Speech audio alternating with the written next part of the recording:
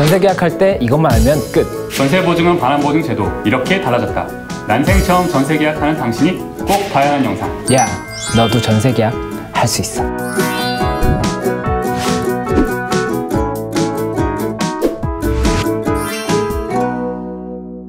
요즘 젊은 분들이 전세 계약을 체결하실 때 법률 용어라든지 등기부등본을 잘못 봐서 굉장히 큰 손해를 보는 경우가 있다고 하더라고요. 네, 맞습니다. 청년들은 아무래도 전세 계약 경험이 비교적 적으니 전세 계약에 대해 낯설고 어렵게 느껴질 것 같은데요. 최근 뉴스에 보면 수도권에서 100여 가구가 거액의 보증금을 날릴 위기에 처했다는 뉴스를 본 적이 있습니다. 그 피해자들 대부분 사회초년생이나 신혼부부라고 하더라고요. 그렇죠. 그런 사례가 있다 보니까 저희가 이번 영상을 준비를 하게 된 거지 않습니까? 이런 피해를 최소화할 수가 있기 때문에 이 영상 끝까지 보시면 좋을 것 같습니다. 마음에 드는 집을 발견하셨을 때 무엇부터 확인하세요? 저라면 부동산 등기부 등본을 직접 떼보고 직접 꼼꼼히 확인해 볼 것 같아요. 실제로는 이 등기부등본을 계약할 당시에도 계약 후에도 계속 확인을 해야 되는 부분이거든요. 등기소에 직접 가시거나 아니면 편리하게 인터넷을 통해서도 인터넷 등기소에서 발급을 받을 수가 있기 때문에 이 부분을 조금 더 알아두면 좋을 것 같습니다. 네. 어떻게 하면 등기부를 쉽게 볼 수 있는지 한번 설명 좀 해주실 수 있을까요? 그리고 제가 이거를 설명을 드리기 위해서 등기부등본을 또 준비를 해왔죠. 철저하시네요. 네, 그래서 변호사죠. 표제부, 갑구, 을구 이렇게 세 가지로 나눠져 있는데 이 표제부 같은 경우에는 부동산에 관한 정보가 나와 있다고 보시면 되는 겁니다. 그래서 여기에는 주소 그리고 부동산 건물이 어떻게 구성이 되어 있다 이런 부분들이 나타나게 되고, 갑구에는 소유권, 소유자가 누구라든지 아니면 여기에 가압류나 가처분 이런 소유권 관련 분쟁이 있으면 여기에 이렇게 다 표시가 되게 돼 있어요.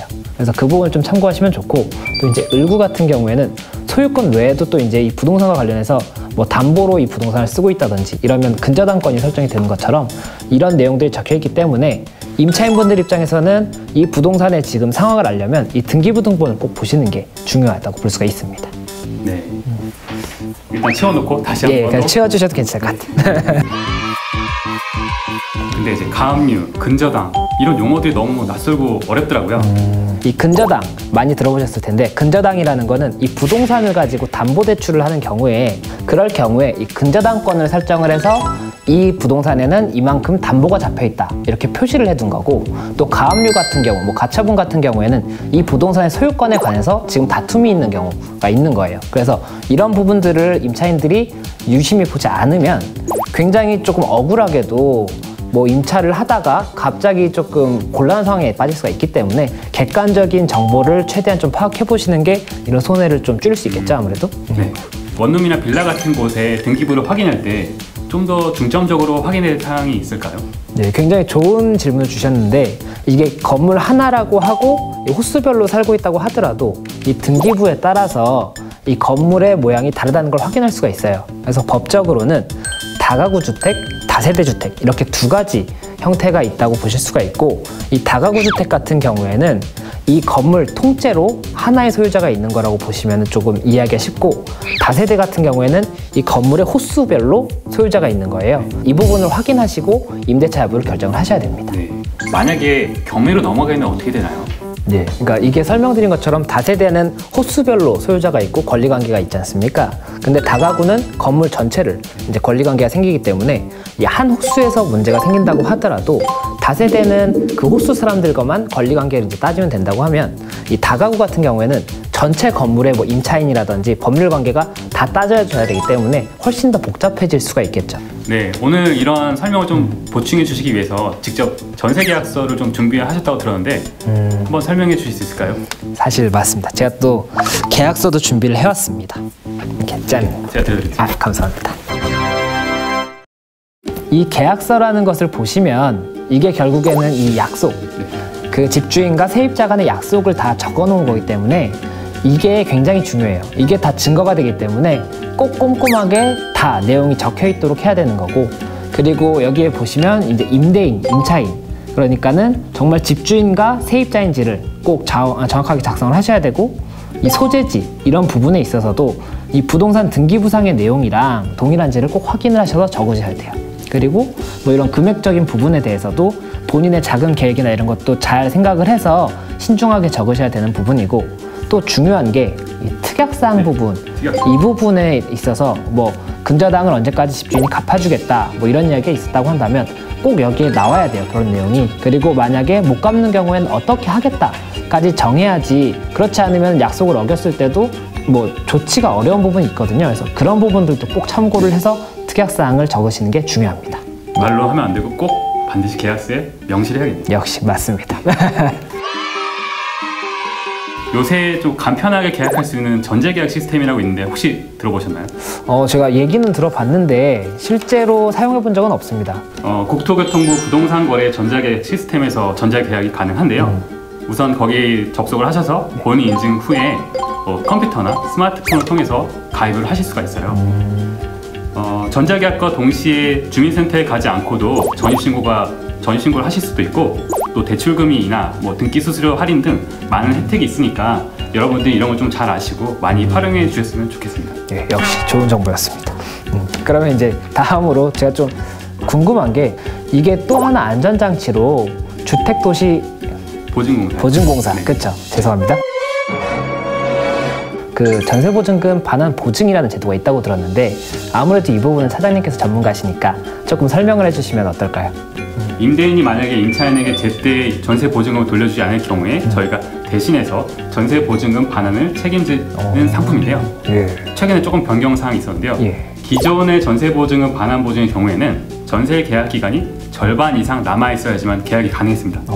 이 전세 특례 확대를 통해서 전세 계약 기간이 6개월 이상만 남아있으면 가입이 가능하도록 제도를 좀 개선했어요. 되게 좋네요. 근데 다만 이런 특례 보증의 경우에는 전세금 요건이 조금 더 강화돼서 수도권의 경우에는 전세보증금 7억 원에서 5억 원으로, 기타 지역의 경우에는 전세금 5억 원에서 3억 원으로 약간 기준이 좀 까다로워졌고요.